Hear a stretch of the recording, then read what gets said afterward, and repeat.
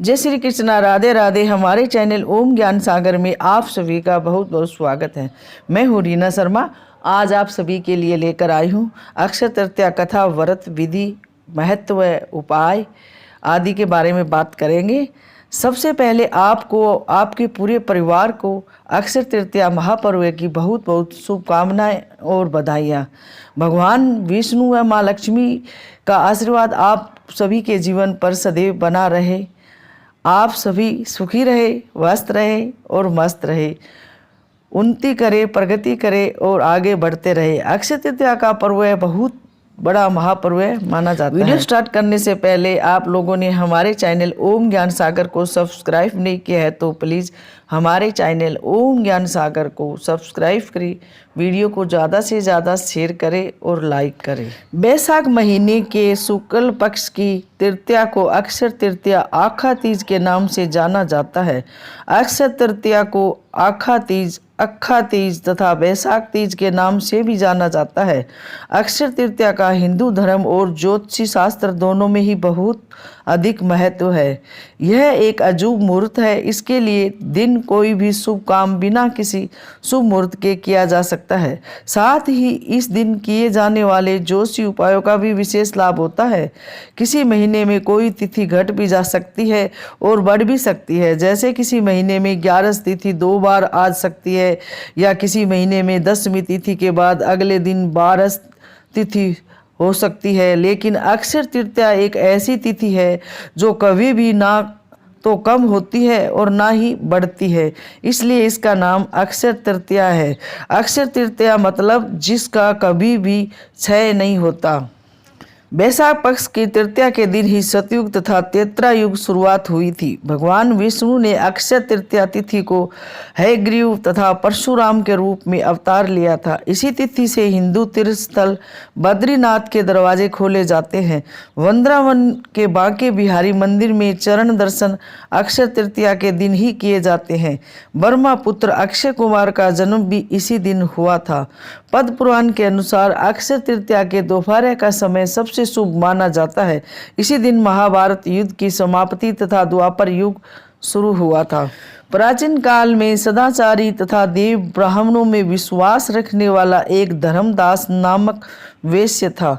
उसके परिवार के सदस्यों की संख्या बहुत ही अधिक थी, जिसके कारण धर्मदास हमेशा बहुत ही चिंतित तथा व्याकुल रहता था।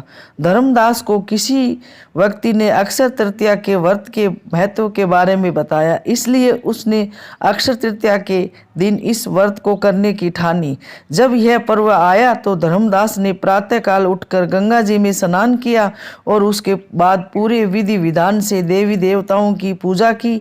उसने गोले, नारियल के लड्डू, पंखा, चावल, दही, गुड़, चना, जौ, गेहूँ, नमक, सत्तू, पानी से भरा हुआ मिट्टी का घड़ा, सोना, वस्त्र तथा अन्य दिव्य वस्तुओं का दान ब्राह्मण को दिया। धर्मदास ने वृद्ध अवस्था में रोगों से पीड़ित होने पर तथा अपनी पत्नी के बार बार मना करने पर भी दान पुण्य करना नहीं छोड़ा। ऐसा माना जाता है कि जब धर्मदास की मृत्यु हो गई तो उसने दोबारा से मनुष्य के रूप में जन्म लिया, लेकिन इस बार उसका जन्म कुशावती के एक प्रतापी और धनी राजा के रूप में हुआ। कहते हैं कि अक्षय तृतीया के दिन किए गए दान व पूजन के कारण वह बहुत धनी प्रतापी बना। वह इतना धनी और प्रतापी राजा था कि त्रिदेव तक उसके दरबार में अक्षय तृतीया के दिन ब्राह्मण का वेश धारण करके उसके महायज्ञ में शामिल होते थे। अपनी श्रद्धा और भक्ति का उसे कभी घमंड नहीं हुआ और महान वैभवशाली होने के बावजूद भी वह धर्म मार्ग से विचलित नहीं हुआ। माना जाता है कि यही राजा आगे चलकर राजा चंद्रगुप्त के रूप में पैदा हुआ था। अक्षय तृतीया पर किए जाने वाले कुछ खास उपाय बता रहे हैं। उन उपायों को विधि पूर्वक करने से आपकी हर मनोकामना पूरी हो सकती है। अक्षय तृतीया के दिन केसर और हल्दी से देवी लक्ष्मी की पूजा करने से आर्थिक परेशानियों में लाभ मिलता है। अक्षय तृतीया के दिन घर में पूजा स्थान में एकादशी नारियल स्थापित करने से देवी लक्ष्मी की कृपा प्राप्त होती है। अक्षय तृतीया के दिन सोने चांदी की चीज़ें खरीदारी की जाती है, इससे बरकत आती है। अगर आप भी बरकत चाहते हैं तो इस दिन सोने या चांदी की लक्ष्मी की चरण पादुका लाकर घर में रखें और उनकी नियमित पूजा करें, क्योंकि जहाँ लक्ष्मी के चरण पड़ते हैं वहाँ अभाव नहीं रहता है। अक्षय तृतीया के दिन 11 कौड़ियों को लाल कपड़े में बांधकर पूजा स्थान पर रखें। इसमें देवी लक्ष्मी को आकर्षित करने की क्षमता होती है। इसका प्रयोग तंत्र मंत्र में भी होता है। देवी लक्ष्मी के समान ही कौड़ियाँ समुद्र से उत्पन्न हुई थी। अक्षय तृतीया के दिन इस दिन स्वर्गीय आत्माओं की प्रसन्नता के लिए जल कलश, पंखा, खड़ाऊ, छाता, सत्तू, ककड़ी, खरबूजा आदि फल, शक्कर, घी आदि ब्राह्मणों को दान करने चाहिए। इससे पितरों की कृपा प्राप्त होती है। अक्षय तृतीया के दिन गो, भूमि, तिल, सोने, घी, वस्त्र, गुड़, चांदी, नमक, शहद दान करने का महत्व बहुत ज़्यादा होता है। निर्धन लोगों को भोजन वस्तुओं का दान आपको फल दिलवाता है। अपने सेवक को वस्तुएं दान करें, उनकी ज़रूरतों को पूरा करें। ये उपाय आपको अवश्य ही लाभ दिलाएगा। इस दिन कन्या को अत्यधिक महत्वपूर्ण माना गया है, इसलिए दिन विवाह भी संपन्न किए जाते हैं। इस दिन पौराणिक मान्यता के अनुसार अक्षय तृतीया का दान सीधे सूर्य लोक में प्राप्त होता है। अक्षय तृतीया व्रत विधि। अक्षय तृतीया के दिन व्रत रखने का भी विधान है। इस दिन व्रत रखने वाले पुरुष तथा स्त्री ब्रह्म मुहूर्त में उठ जाए।